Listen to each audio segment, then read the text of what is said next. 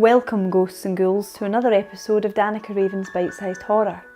Today I'll be reading The Telephone by Mary Treadgold. If you're sitting comfortably, we shall begin.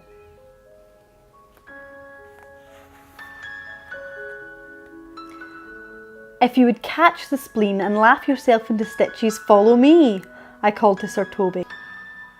I'd fallen in love with him at sight. There, from the middle of the stage, at the end of term dramatic school performance of Twelfth Night. We met at the party after the show, then we met again, and again. And then we began to meet in a backstreet Soho restaurant, and then in my tiny London flat. I loved him desperately. I'd never been in love before, and Alan had not been in love for over 30 years. Not since he'd married Katherine. He told me in some queer little snowbound Canadian township, I never meant this to happen.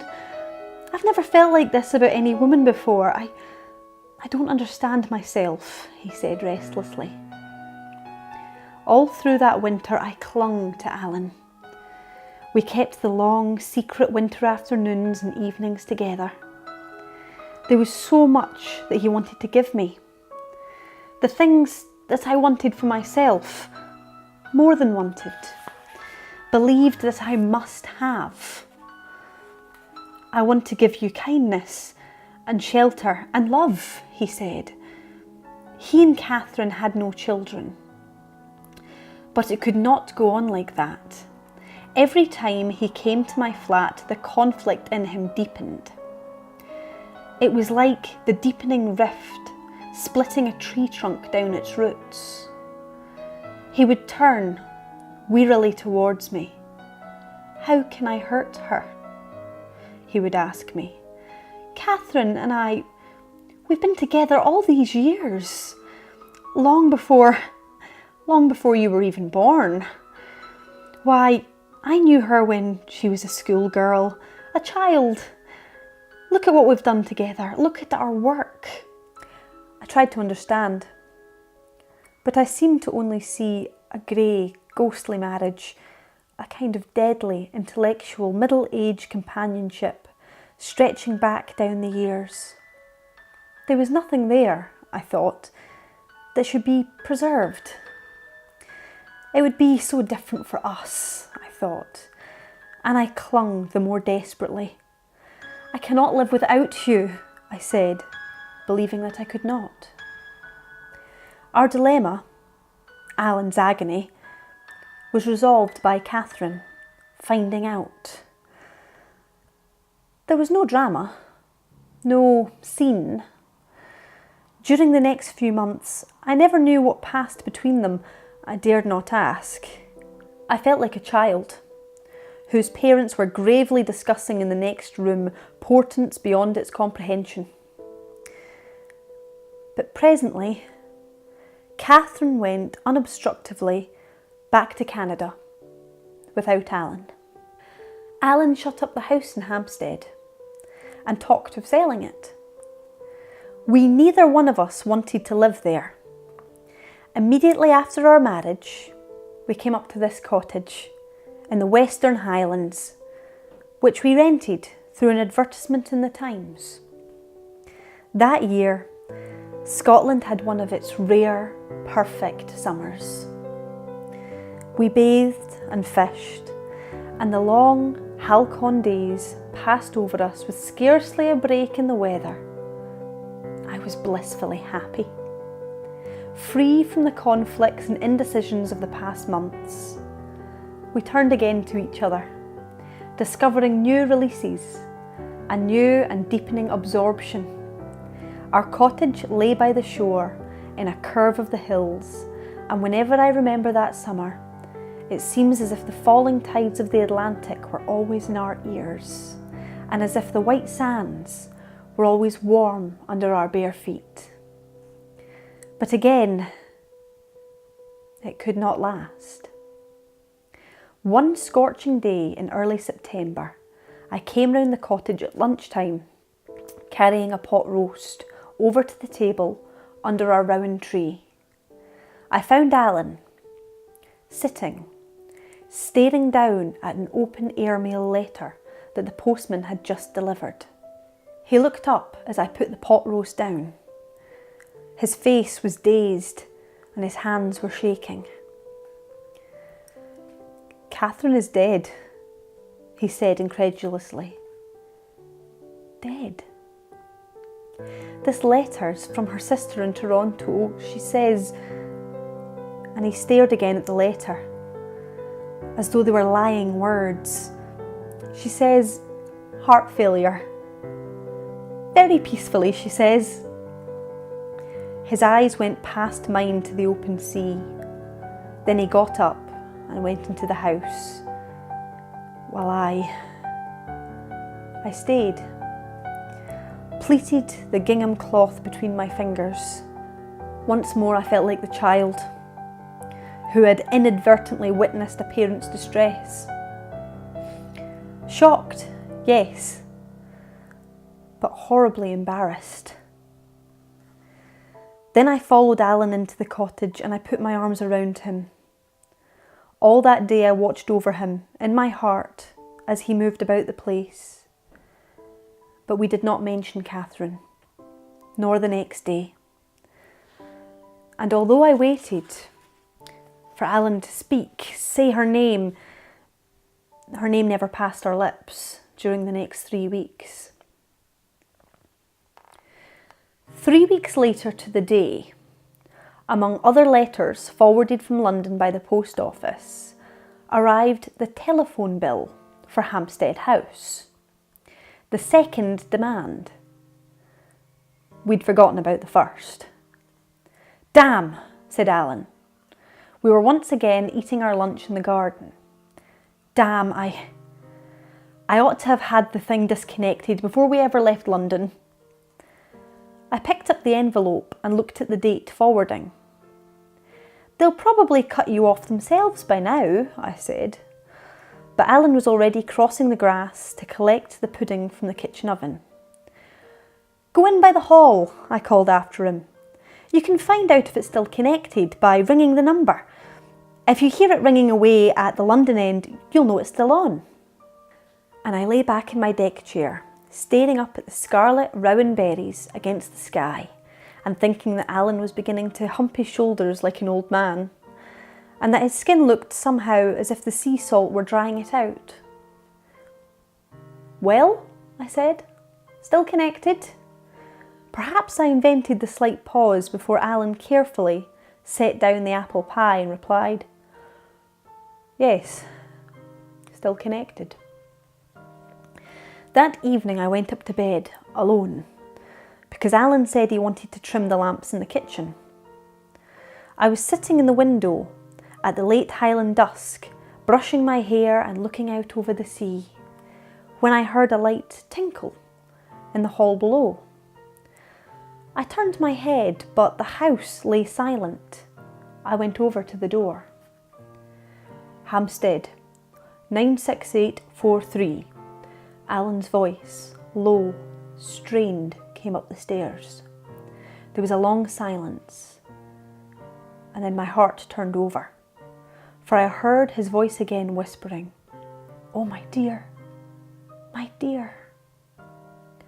But the words broke off, and from the dark well of the hall came a low sob.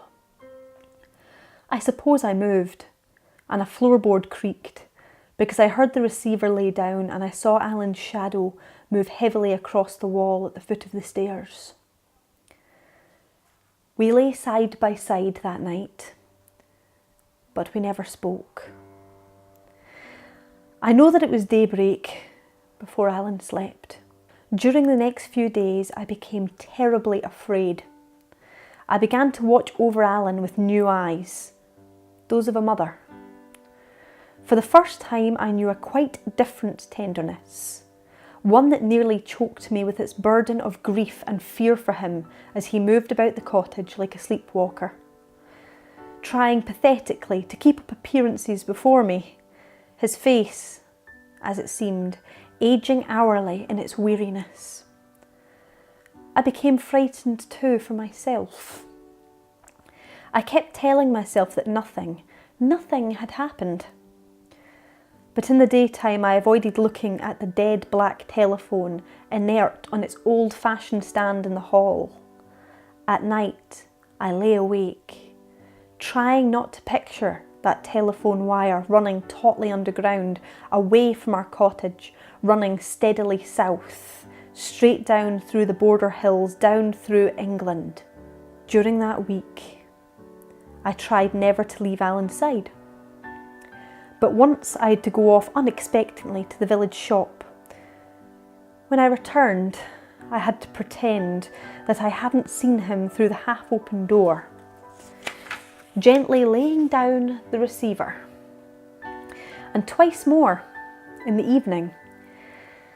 And there must have been other times when I was cooking our supper. He'd slip out the kitchen and I'd hear that faint, solitary tinkle in the hall. I could have rung up the telephone people and begged them to cut off the Hampstead number. But with what excuse? I could have taken pliers and wrenched out our telephone out of its socket. I knew that nothing would be solved with pliers, but by the weekend I did know what I could try and do, for sanity's sake, to prevent us from going down into the solitude of our guilt. On Friday afternoon, after tea, my opportunity came. It was a glorious evening, golden, with the sand blowing lightly along the shore and the racing tide. I persuaded Alan to take the boat out to troll for mackerel on the Turn. I watched him go off from the doorway.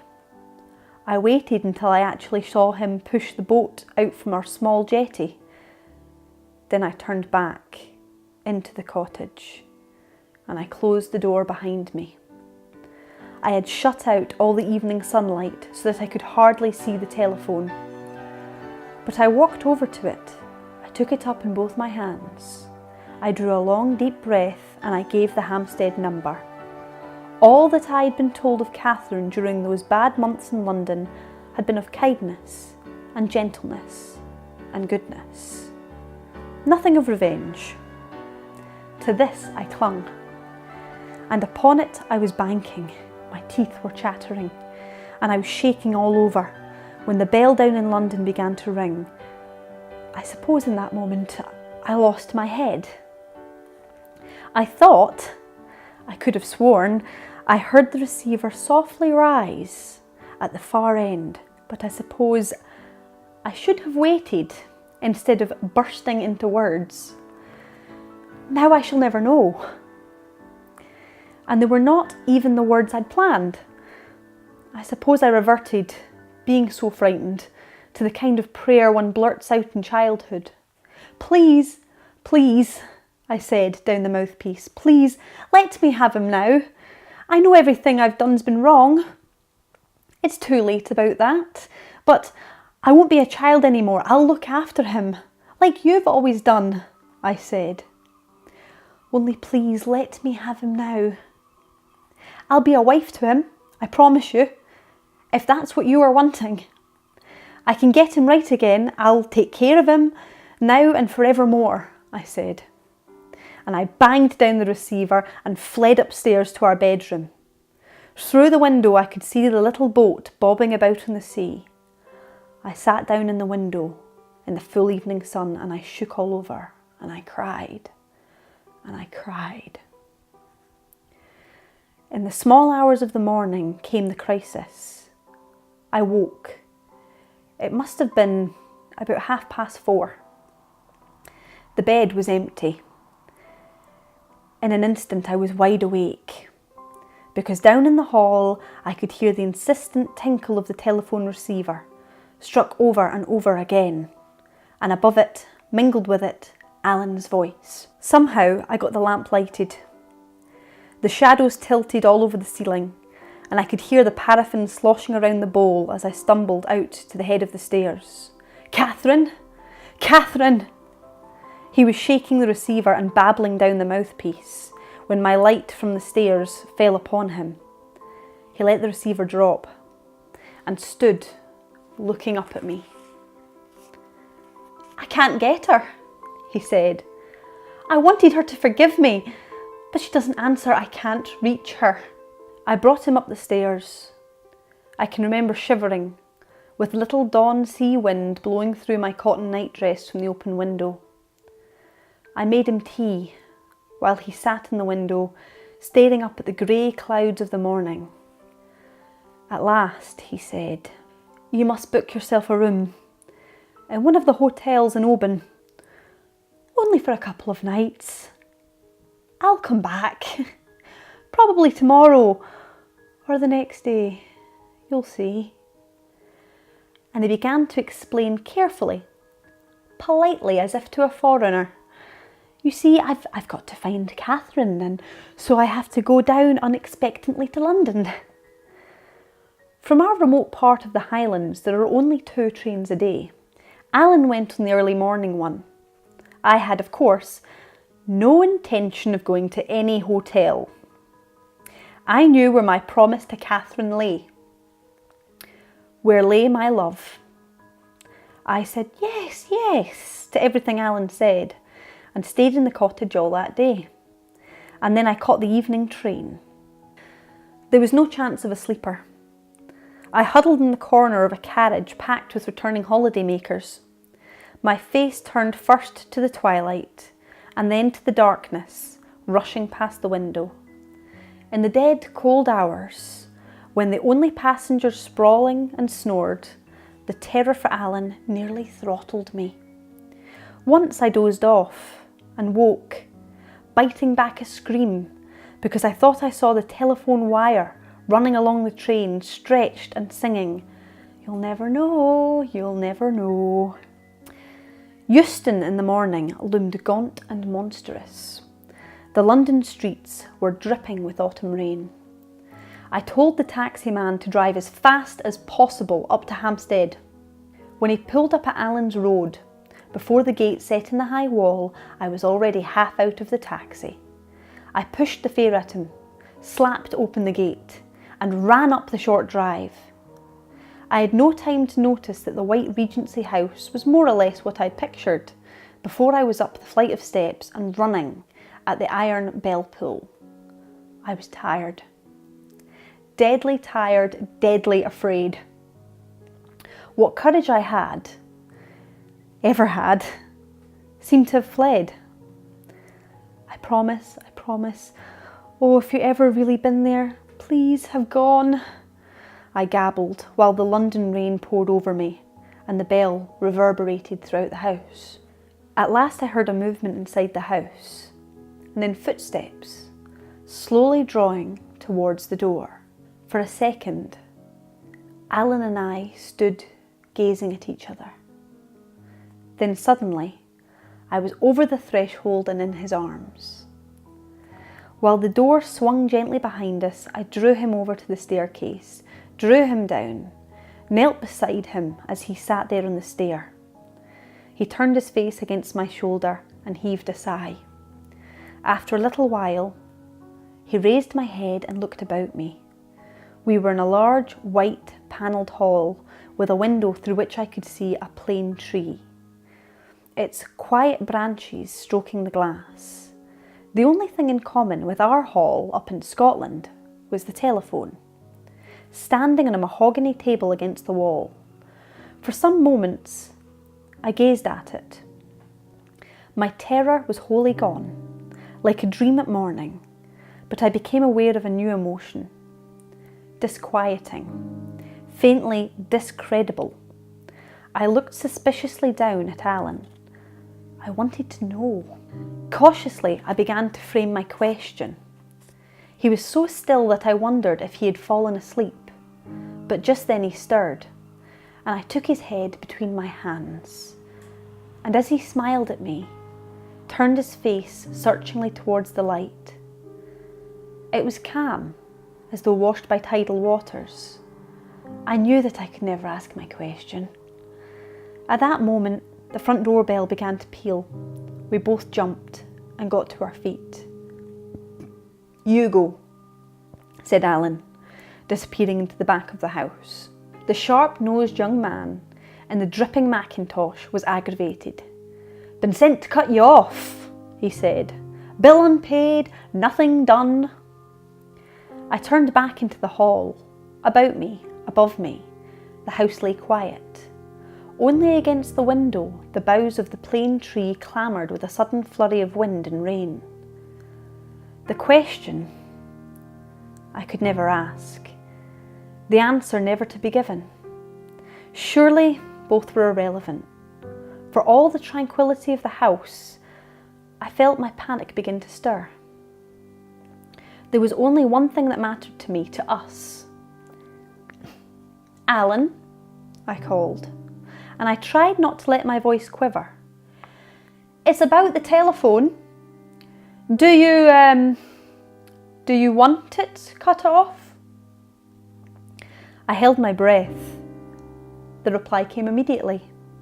Why, darling, we're going back to Scotland tonight, out of this damnable climate. We don't want to pay for what we aren't going to be needing anymore. Tell them they can disconnect it at once. That story was one of love and loss. If you'd like a story of your own read on the show, why not get in touch in the comments so we can read one of your works?